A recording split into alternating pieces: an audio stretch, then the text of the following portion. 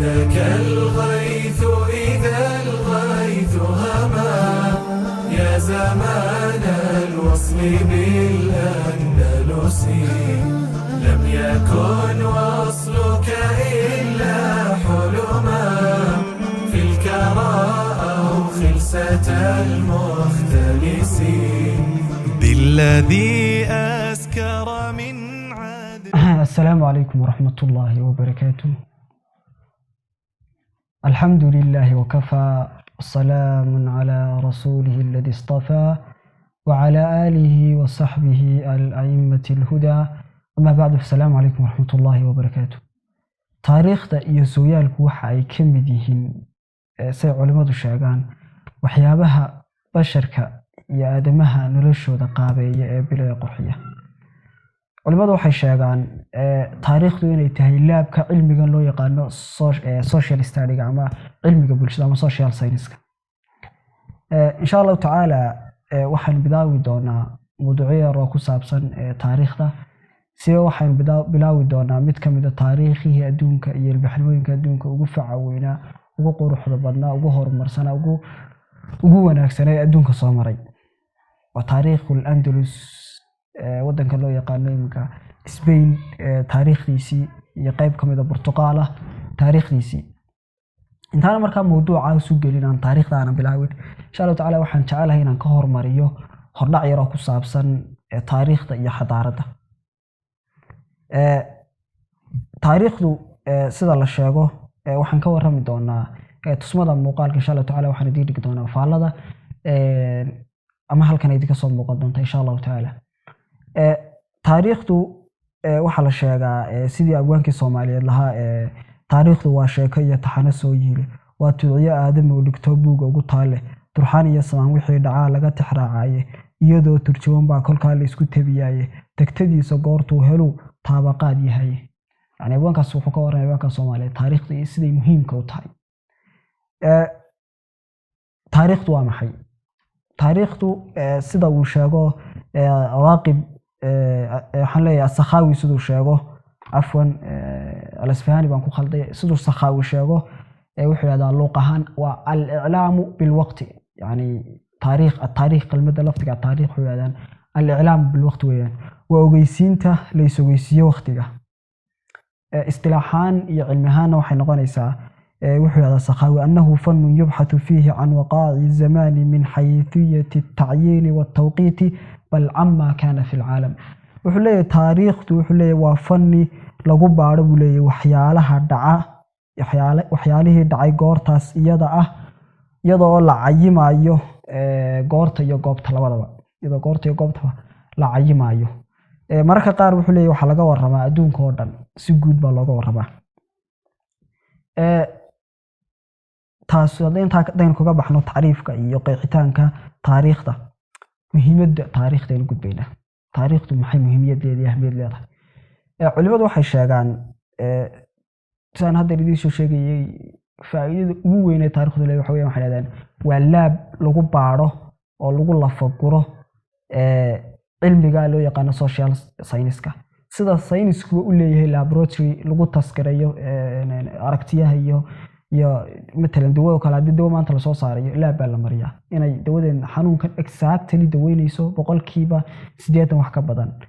iyo inaanay daweynin. saas si la mid ah social science-ka cilmiga loo yaqaano wuxuu leeyahay laabkiisa markaa waxa ka mid ah taariikhda. haddaan hal tusaale ka soo qaadano matalan ummad haddii dhaqankii uu ka xumaado oo dhaqan xumo ummadaas ay ku dhacdo, waxay raadinaysaa hadday istaado dhaqan xumada ka gudub, waxay ku noqonaysaa historyga taariikhda. waxay raadinaysaa ummad caqabadoodaas oo kale ay haysatay, kadib waxay soo helaysaa qaabkii ay u xallisay iyo qaabkii ay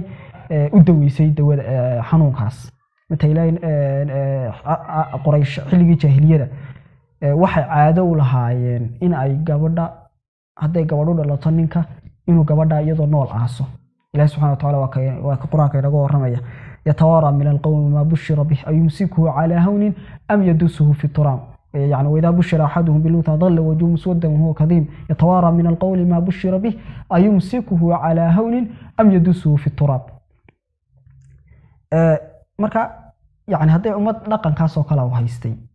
النبي عليه الصلاة والسلام وحي كدوي وكلا أيا الجدوين كريا يعني نقن حمات يعني نقن حمات صالون بنسوقاتي هذا أمدوني مثلا هرمر وكلا دولته كهرية وممكن كهرية وحي كهر مرة بارسة هذا أمدوني سيني جهل جي لترسيك كبحده waxay umadii hore kaga baxeen bay raadinaysaa dadna waxay isku dayaysaa iyaduna inay stebiski ayaduna raacdo culimadu markaa waxay sheegaan ilaa dhowr qodob baan ka soo qaadanay waxyaabaha ay culimadu sheegaan waxay yiraahdaan qofku hadduu taariikhda daraasiyo barto wuxuu noqonayaa qof yani zamanka uu nool yahay uu balaaran yahay yani wuxuu akhrisanayaa kumanaan sano wixii dadkii noolaa iyo say u noolaan iyo qaabkii u noolaan iyo say u fikirayeen dadna wuxuu noqonayaa kaanama isagoo la noolba waxay sheegaan oo kale waxay waa meel laga dhimbiil qaato yani qofku wuxuu akhrisanaya dad hanbi sare iyo han sare iyo yani duruufo gaar oo nolosha haysteen kadib qofkaas wuxuu gelaya motivation iyo inspiration iyo dhiirigelin ah inuu dadka ku daydo waxyaabaha kale laga faa'iiday muhiimadda ay leedahay taariikhdu waxay weeyaan waa ku dayasho iyo talo bixin toos ah yani markaad akhrisanaysa maanta oo kale asiiradii nabiga calayhi salaatu wasalaam iyo asxaabtii nabiga calayhi salaatu wasalaam radiyallahu anhum ajmaciin markaad akhrisanaysid iyo khulafaa raashidiinkii iyo salafuna saalix markaad taariikhdooda akhrisanaysid iyo culimadii naga horeysay yani waxay noqonaysaa inay talooyin iyo tusaalooyin toosa ku siinayaan waxyaabaha kale sheegaan muhiimadda taariikhdu waxay yiraahdaan waxaad noqonaysaa bay yiraahdaan waxaad ka qaadaysaa calool adayg markaad aragtid in khayrka ama qayrka ama dadkii ka horeeyay ay soo jabeen waxna ay marna sabana ay ku jireen shida sabana ay ku jireen rakhaa iyo baraari iyo farxad ay ku jireen sabana ay ku jireen calool adayg waxaad ka qaadaysaa calool adayg iyo inaad samirtid tusaale kale markaad akhrisanaysid nabiga calayhi salaatu wasalaam iyo sidii markuu dacwada fidinayay wax aanay quraysh ku oran ma jirto markii isagoo nabiga calayhi salaatu wasalaam amiinul umma ahaa ay sidiiq u yaqaaneen amiin u yaqaaneen maxamed amiin ay bixiyeen ay haddana markii nabiga calayhi salaatu wasalaam diinta u keenay waxii ku soo degay magac xun oo aanay ugu yeerin nabiga ma jiro waa sixroole waa kadaab waa wax aanay nabiga calayhi salaatu wasalaam ugu yeerin ma jiro marka waxaad ka qaadaysaa yani calaadayg waxyaabaha kale taariikhda muhiimadda kale leedahay waxa weeyaan waa aqoon iyo fanni cid kasta ay jeclaysato mid caalima mid caama ku diktoora ku filasuufa mid qof kasta oo fan u jeclaysto dhageysigeeda iyo akhriskeeda iyo ka warhaynteeda haddayna intaa kaga nimaado markaa muhiimadda ay taariikhdu leedahay islaamka iyo taariikhda islaamku taariikhda aad buu cinaayo gaar u siiyay aad buu u dhowray mata ilaahay subxaanahu wa ta'aala quraanka waxa la sheegaan culimadu saddex dolob marka quraanka loo qaybinayo taariikh iyo qisas inay tahay ilaahay subxaanahu wa ta'aala quraanka dhowr aayadood buu kaga warramay faqsusil qasas la'allahum yatafakkaruun وكذلك نقص عليك من أنباء ما قد سبق وقد آتيناك من لدنا ذكرى فاعتبروا يا أولي الأبصار آيات بدن بالله سبحانه وتعالى كجور رمية نحن نقص عليك أحسن القصص بما أوحينا إليك يعني آيات ويفر بديهن بل أدعو علماء صاني تشجع حشجان صدح ضلال كم القرآن كينو يهي قصص كي أنبياء يا تاريخ ديت كي صالحين تونا سنة يا وحي لكل من دت كودي وحي كل من مثلا نوع إلهي سبحانه وتعالى القرآن كحقور نبي الله إبراهيم يا نمرود وحد أحمري فرعون يا موسى وحد أحمري قارون يا نبي موسى وحد أحمري النبي عليه الصلاة والسلام يا قريش وحد أحمري منافقين تي يا مسلمين تي مدينة دجنة أنصاري يا مهاجرين يعني ويفر بديهن قصين القرآن كصاروري بركة إسلام كو عناية جاربوسية تاريخ ده علماء الإسلام كنا سيدا سلم مدبي يجونا عناية جارة iyo ka warqabis gaar iyo inay wax ka alifaan ay isku day مثلا waxa soo qaadayna ibn khaldun oo kala ibn khaldun wa taariikhyahan buu ahaa waa ninkan kitaabkan qoray loo yaqaan caanka ee muqaddimatu ibn khaldun wuxuu leeyahay ibn khaldun iclam buu leeyahay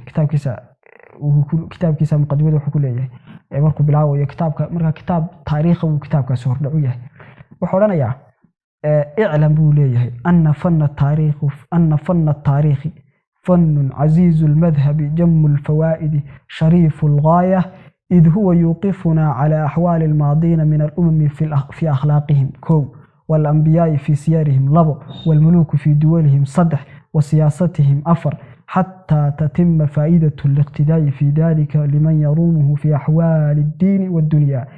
فهو محتاج إلى ما أخذ إلى آخر كلامه. يعني وحد المام يا وحلي هاي واحد وقتابو لي تاريخته إن واحد وقتابو لي إن تاريخته تهاي أقون أي حال يرتاي برشيدو فربضان تهاي ليفتيدو برنامات كيدو يهاي وليه شرف sababtoo ah buu leeyahay waxa uu ina dul joojinayo ina dul istaajinayaa tagtadii ummadihii tagay ee naga horeeyay yani wixii yani dadku ummadihii naga horeeyay qaabkay u noolaayeen iyo siday u noolaayeen haddii ay tahay buu leeyahay dhaqanadoodii iyo taariikhdii nabiyadii hore waxa uu leeyahay waxa uu inooga warramayaa buu leeyahay qaabkii ay dawladuhu u maamuli jireen u xukumi jireen dadkooda iyo dhulkooda وحلي وحساس وحصلنا لوجا ورميا سي حسيشه وأي صورة كشوف فائدة إن تتخلق الطيده أي نقطة قطبه يعني ما كان واحد أرك دريم يسأل علماء هرسي قلت ماما يعني تاريخ ذي مهم ده وحلي اعلم أن فن التاريخ فن عزيز المذهب جم الفوائد ابن كثير وكلامه اسمه سوى كتاب كيس بداية والنهاية كله لكن تصميم سكاك عبسنا سوى كلام وحن كور رمينا waxaan ka warramaynaa dunida kale iyo taariikhda dunida kale ee aan muslimkayna gaaladu aad bay iyaguna qudoodu ay cinaayo gaar ah u siiyeen uga warqabeen taariikhda matalan oo kala tusaale ka soo qaadno reer galbeedku westernka imika dunida haysta dunida ku sanduleeya taariikhda dheega positive kana muslimiinta way ugu adeegsadaan dheega negative kana way ugu adeegsadaan taariikhda dheega positive kana way adeegsadaan iyaga isku horumariya dheega negative kana way adeegsadaan islaamka kula dagaalamaan tusaale ahaan waxay baaraan had iyo goorale islaamku waqtigii uu dacfiga ku jiray iyo asbaabi dacfiga keenay deetana waxa isku dayaan inay asbaabahaas dacfiga keenay ay imkiino adeegsadaan hadday tahay inay sunnadii nabiga calaysay salaatu wasalaam naga dheerayaan quraanka inay naga dheerayaan inay shubhooyin diinta naga furaan inay akhlaaqdii naga dilaan iyo dhaqankii suubanay inay naga dilaan sidoo kale waxay baaraan waxyaabaha aynu quwada ku yeelanay dadana waxa ay isku dayaan inay waxyaabaha aynu quwada ku yeelanay aan ninka ka soo warramaysa inay sunnadii nabiga calaysay salaatu wasalaam raacno quraanka inaan ku dhaqanno inaynu dhaqankeena wanaajino dhaqan wanaagii weligeed bal lagu yaqaanay inaynu lahaano ay waxa isku dayaan inay burburiyaan hadday tahay inay qoyska soo galaan oo hooyadii ay soo galaan iyo gabadhii hadday tahay inay xumaan ugu dhex faafiyaan waxaasoo dhan marka aad bay u adeegsadaan kutub fara badanna dee way leeyihiin oo George Sarton kitaab uu qoray Adney Tiobi kitaab uu qoray Weldyarnet kitaab uu isna qoray oo History of Civilization uu bixiyay kutub fara badan bay leeyihiin dhowr iyo 10 mujallad dhowr iyo 20 mujallad qaar ay yihiin aad marka iyaguna cinaayo gaar ah u siiyaan bal iminka Mareykan iyo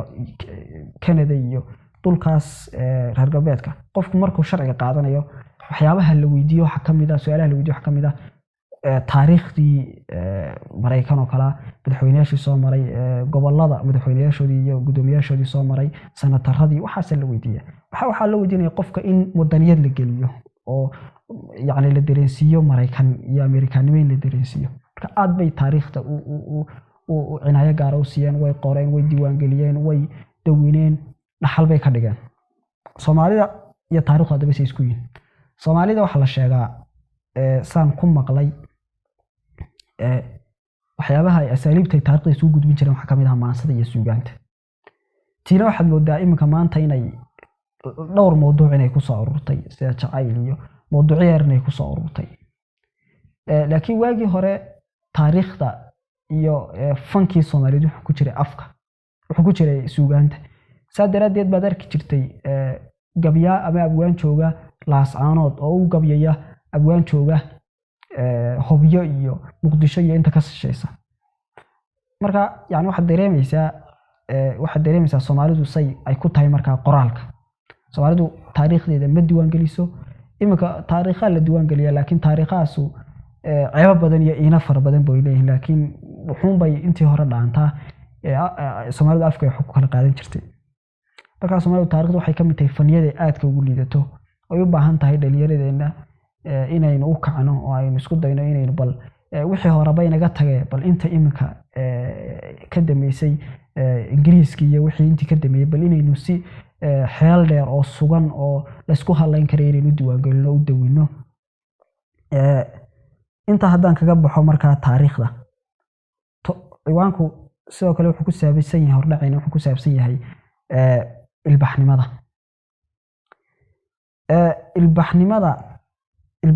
waxaan soo qaadaynaa tacriifka uu ku tacriifiyey دكتور راقب السرجاني wuxuu odhanaya kitaabkiisa maada qadwa muslimuun fi lcaalam wuxuu ka odhanayaa ilbaxnimadu waxa weeyaan waa awoodda aadamuhu ku oogo 3 shay xiriirka rabbiga kala dhaxeeyo xiriirka uu la leeyahay aadamaha iyo xiriirka biyada kala dhaxeeya saddexdaa rugnisu isugu xidho ayuunbuu la odhan karay ummadaas waa ummad horumartay waxle waa ummad xadaarad oo ilbaxday la odhan karaya intaa marka haddaan kaga gudbo tacriifka kooban ee xadaaradda hal ku dhiga ugu muhiimsan ama ugu wanaagsan ee ay taariikh ay leedahay ilbaxnimadu waa maxay civilization waxa loo yaqaan مثلا westernku waxay sheegaan reer galbeedku waxay sheegaan hal ku dhig iyo waxay sheegaan criteria muslimiintuna criteria sheegaan gaaladu criteria sheegtaa muslimiintuna criteria sheegtaa waxa kamid ah marka inagu de mafhuum dad muslimaan oo criteria-yadu waxaan qaadanaynaa waxaan ku cabiraynaa ummadaas ummad horumartay oo xadaarad oo ilbaxdayba mise waa ummad aan ilbaxnimo ka hana qaadin waxaan ku eegaynaa mafhuumka iyo manduurka islaamka iyo diinteena suuban ayaan ku eegaynaa saddex tacriifka raaqo sarjaani haddii la dabaqo waxay noqon kartaa hal ku dhig wanaagsan مثلا waxaan oran karnaa ummadaas waa ummad xadaarad oo ilbaxday haday saddexdan si isku siman oo cadaalad isu waafajiso مثلا xiriirka ay rabbiga la leedahay oo waxaan u noolnahayba wama khalaqtul jinna wal insa illa liya'budun iyyaka na'budu wa iyyaka nasta'in oo muhiimadda iyo ujeedka ay dunida u joognaba inuu rabbigeen xiriirka leenahay inuu wanaajino oo ku wanaajino waliba tawxiid xiriirka kale waxa weeyaan iyo halbeega kale waxa weeyaan in aynu xiriirka aynu inagu dhexdeena leenahay inuu wanaagsanaado oo aynaanu isboobin oo isdhicin oo aynu dhaqankeena iyo tafiirteena iyo nasligeena aynaanu dabargoynin xiriirka adigu ay bulshadu leedahay haday noqoto mid ganacsi haday noqoto mid qoys haday noqoto mid dhaqan intaba inaynu wanaajino sidoo kale halbeega saddexaad oo dhan kale waxa weeyaan xiriirka bay'ada la leenahay bay'ada xiriirkan leenahay wuxuu noqon karaa inaynu bay'adeena ilaashano oo dhulkan aynu ku nool Ilaahay subhanahu wa ta'ala de khaliifu inooga yeelay Soomaha oo dhulka Ilaahay subhanahu wa ta'ala inagu nagu talagalay in camirno dhulkan aynu camirayno haddii xiriirka ay la leenahay wanaajino wuxuu noqon karaa dhulka waxa soo iskeli karaya xayawaanaadka waxa soo iskeli karaya dhirta buuraha dhulka waxa soo dhan soo iskeli karaya wabiyada imkaaniyaadka dhulka oo dhan xiriirka leenahay inuu wanaagsanaado oo khayraadka dhulka Ilaahay subhanahu wa ta'ala inoogu talagalay inaynu si wanaagsan uga faa'iideysano oo inaynu waxna yeelin laakiin inagu aynu ka faa'iideysano مثلا waxa kamid ah marka halbeegaas marka saan kitaabka hore markan soo sharaxay idinku sheegay ummada fara badan si u fara badan yihiin imka xadaalada dunida saydareeya ee maamula waxay ku dhaceen jaanibkaas xiriirka horta rabbigood kala dhaxeeyo ku dhaceen xiriirka bay'ada la leeyihiin uu qiriqir ku sii jira مثلا imka climatical change baa laga warramaya cimilada isbedelaysa warshadii baa ka tira batay marka xiriirka bay'ada la leeyahay inuu wanaagsanaada imka Australia waxa laga sheegay in geel la iska laynayo xayawaan nool oo dab lagu qabanayo la dilayo la tooganayo yani waa xiriir xun buu ku tusayaa hadduu waxyeello u leeyahay meel baa jirta dunida uu wax ka tarayo Soomaha inta marka haddaynu kaga nimaadno ilbaxnimadana taariikhda aynu adeegsan doono aan ka warrami doono taariikhul Andalus waxaynu adeegsan doonaa insha Allah ta'ala dhowr kutub ayuu raac iyo bibliography reference ka dhigan doonaa waxa ugu horeeya kitaabka uu qoray ibn Athir al-Kamil fi at-Tarikh sidoo kale waxaan adeegsan doonaa ibn Kathir kitaabkiisa al-Bidaya wa Nihaya waxaan kale adeegsan doonaa ibn Khaldun kitaabkiisa oo taariikhdiisa in badan adeegsan doono maadaama uu ahaa Andalusiyan uu ahaa sidoo kale waxaan adeegsan doonaa kitaabkan uu qoray Raqib Sarjani Qisatul Andalus iyo kutub kale fara badan iyo maqaalo kale fara badan iyo mararka qaar fiidiyoyo iyo taariikho dad ka waramaya documentariyo ka waramaya taariikhul Andalus insha Allah taala qadarka ay socon doontaa hadba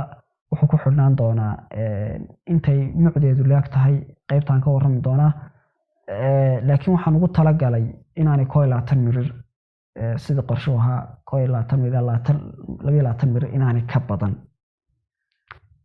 inta uu socon doono xalaqaadku ay ka koobnaan doonaan hadday ugu badato waxay noqon doontaa 20 meelahaas 20 inaan ka yareeyana insha Allah taala waan ku tala jiraa oo aan 10 ku soo ururiyo waayo haddii hadalku farabato waxa baxaya nuxurkii waa meesha ka baxaya sadaradeed waxaan isku day doonaa inaan soo koobo oo iyadoo khulaasa inay leedahay waa taariikh aad iyo aad u facweyn ku dhawaad 500 sano u dhaxaysay bayna alquwa wad-da'f بين القوة والضعف مرنا قوة لهيد مرنا ضعف لهيد مرنا قوة لهيد مرنا ضعف يعني مرنا أود بي لهيد وأدون كيسي دارينيسي مرنا معموليسي مرنا waxay ku jirtay ضعف iyo taag darey ku jirtay kaasha la tahay wax isku day doonana soo khulaasiyo soo koobo sidaan jeclaan ku soo gabagabeeyo aynu wada socono insha Allah taala muuqaalkana asxaabtaada iyo intaad la jeceshay khayrka la wadaag subhanakallahumma bihamdika ashhadu an la ilaha illa anta أستغفرك وأتوب إليك في قربهم ما